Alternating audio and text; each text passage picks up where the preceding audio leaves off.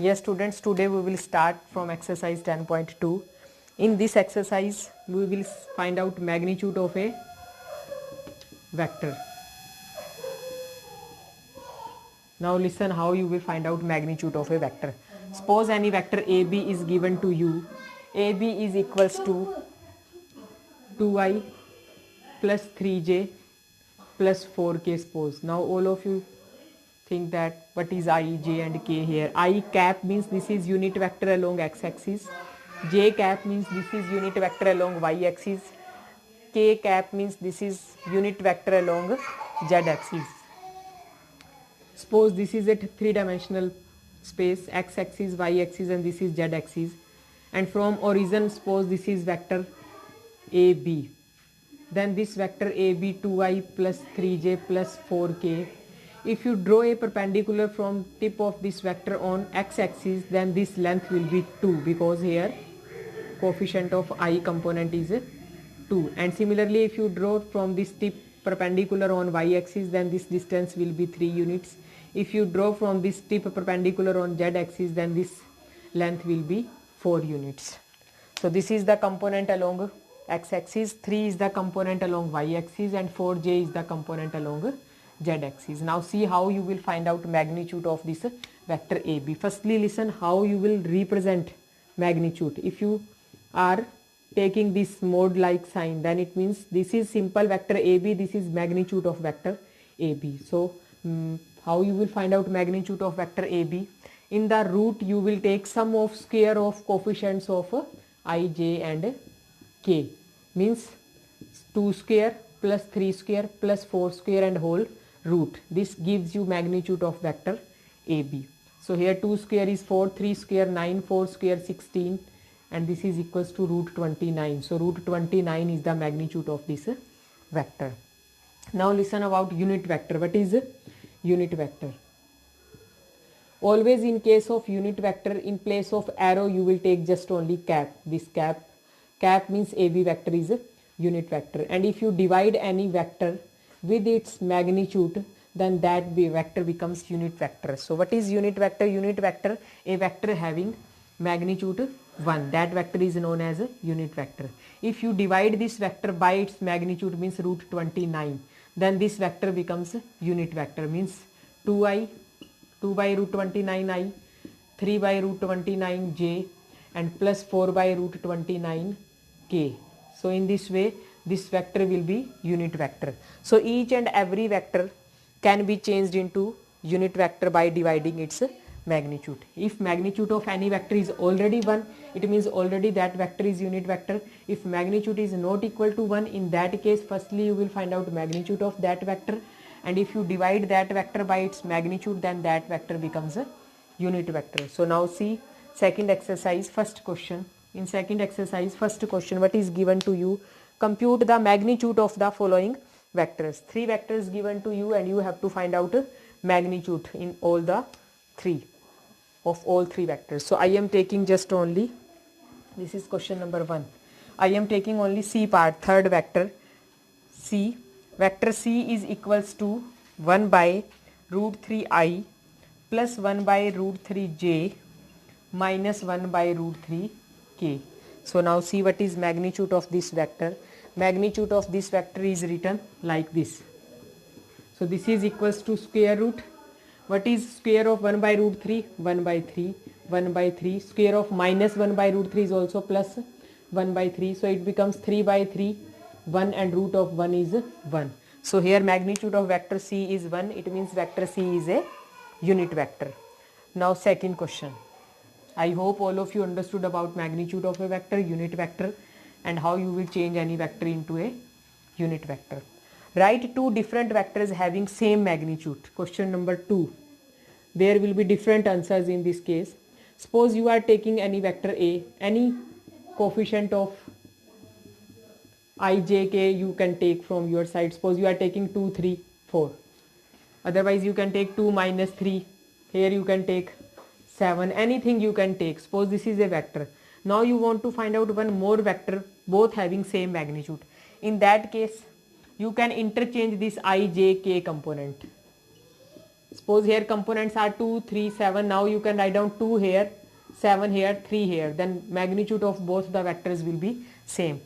And minus plus, when you will take square, then minus also becomes plus, and in case of plus also square will give you positive value. You can find out one more vector which having same magnitude.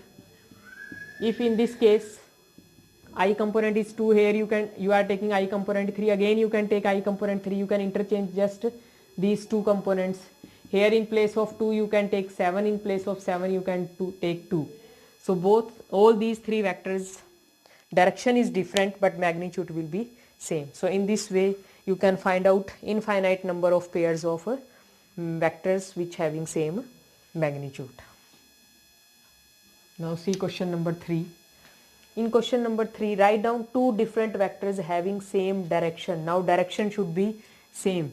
Suppose if you are taking any vector A is equals to 2i minus 3j plus 4k, any components you can take. If you multiply this vector with any constant number, suppose with 2, 3, 4, 5, in that case just magnitude is multiplied. Suppose magnitude of this vector is, what will be magnitude of this vector A? This is equals to square of 2, 4, square of 3 is 9, square of 4 is 16, it will be root 29. Now if you multiply this complete vector by 2, it becomes 4i 6j plus 8k.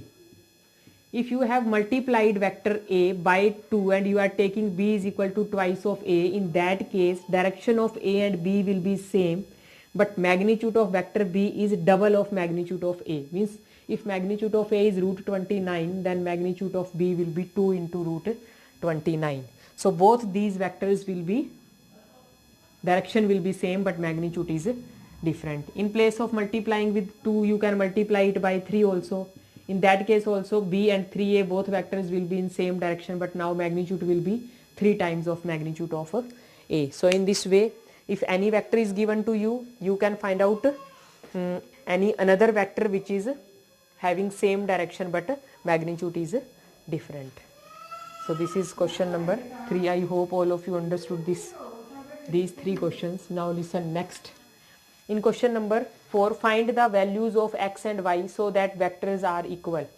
So two vectors will be equal when all the components will be same. If any vector is 2i plus 3j and another vector is xi plus yj, if these two vectors are equal, so these two vectors will be equal if these having same magnitude and same direction, and direction and magnitude both will be same if x is equals to 2 and y is equal to 3. So in question number 4, value of x and y will be 2 and 3. If z component is also given to you, suppose minus 4k, and here it is written zk, then you can find out value of z also. In that case z will be minus 4. So this is question number 4. Now next question number 5. In question number 5, find the scalar and vector components of the vector with initial point 2, 1 and terminal point minus 5, 7. 2, 1 minus 5, 7. This is initial point, this is terminal point. It means direction of vector is from initial point to terminal point. So initial point is suppose A, terminal point is B, then what will be the direction of vector AB, A to B? So you will write down vector AB. So how you will find out vector AB? Always you will subtract initial point from terminal point, means minus 5 minus 2, this is I component, and 7 minus 1, this gives you j component. If coordinates of points in 3 dimension given to you, in that case you can find out k component also, but here point is given to you in 2 dimensional, so you will get only I component and j component. So minus 5 and minus 2, this is 7i, 7 minus 1, this is 6, so it will be 6j. So vector AB is equals to minus 7i plus 6j. And in this case find out the terminal point scalar and vector components. So this is a vector AB. Now listen about vector component and scalar component. Vector component and scalar component. If you are taking here with these terms I and j also with coefficients, means minus 7i comma 6j, these are vector components. If you are taking only constant terms without I and j, if you are taking minus 7 comma 6, these will be scalar component. These are vector components and these will be scalar components. So in this way, if any initial and terminal point is given to you, with the help of these coordinates you can find out a vector, and you can find out a vector component and scalar component of any given vector. Next, from question number 6, sum of vectors. How you will find out sum of two vectors? So firstly listen, if a1 I plus b1 j plus c1 k is any vector ab, and any another vector cd which is equals to a2 I b2 j plus c3 k, then how you will find out sum of these two vectors ab plus cd. So for sum of two vectors, always you will add I component with I, j component with j component, k component with k. Means sum of these two vectors, this is a1 plus a2 I, similarly b1 plus b2 j, and plus c1 plus c2 k. So in this way you can add or subtract two vectors. With the same method you can subtract also two vectors. From I component you will subtract I, from j you will subtract j. So I hope all of you understood about. For multiplication there is a different method. There are two methods of multiplication. One is scalar method, another is a vector method. So that multiplication I will explain later, but firstly you listen about addition and subtraction. So in question number 6 you have to find out sum of the vectors. If you understood this concept, then very easily you can add given three vectors. In three vectors you will add I components together, j components together, and all the terms containing k components you will take together. So in this way you can find out sum of given vectors. Now see question number 7. In question number 7, find the unit vector of the direction in the direction of the vector A. A vector is given to you, I plus j plus 2k, and you have to find a unit vector. Unit vector means magnitude should be 1, but direction of that unit vector should be in direction of A. So you can change this vector A into its unit vector. So in that case magnitude becomes 1 but direction will remain same. So you will divide this vector A by its magnitude. So firstly, what is magnitude of this vector A? Magnitude is equal to root 1 square is 1, 1 square is 1, 2 square is 4. So root 6 is its magnitude. If you divide this vector I by root 6, then it becomes a unit vector. So 1 by root 6 I, 1 by root 6 j, and plus 2 by root 6 k. So this is the unit vector. Always you will write down unit vector with this cap. Cap means this vector is a unit vector. Magnitude is 1.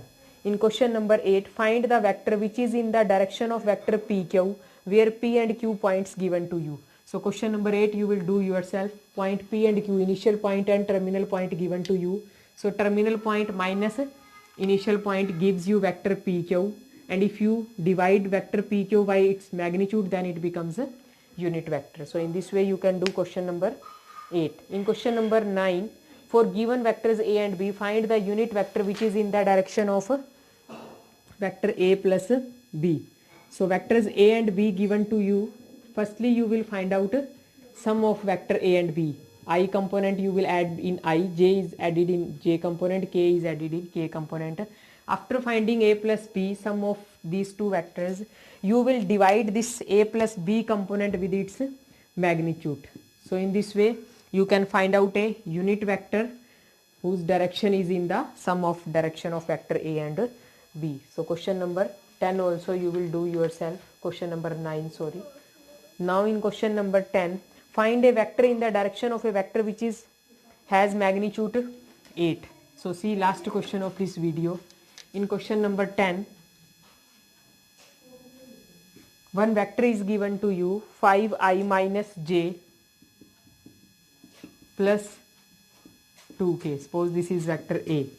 You have to find a vector whose direction is same as vector A but magnitude is 8 units. So firstly you will find out a vector whose magnitude is 1, which is in direction of vector A. So you will divide this vector A by its magnitude. So what will be its magnitude? Its magnitude will be root 25 plus 1 plus 4, this is equals to root 30. So you divide it by root 30, 1 by root 30, 2 by root 30. This is a vector A cap, means this is a unit vector in the direction of vector A. Now from magnitude 1 you want to magnitude, change it in magnitude 8. So from 1 to 8 you can multiply, if you multiply it by 8 means 8 times of magnitude of unit vector, it becomes 5 into 8, it becomes 40 by root 30, 8 by root 30 or 16 by root 30. So now magnitude of this vector becomes 8. If you want to find out a vector whose magnitude is 5, then you multiply it by 5. If you want magnitude 10, then multiply it by 10. If you want magnitude 12, then multiply it by 12. But always you will change firstly into a unit vector, and then from unit to that magnitude which you, whatever is given in the statement. So this is question number 9.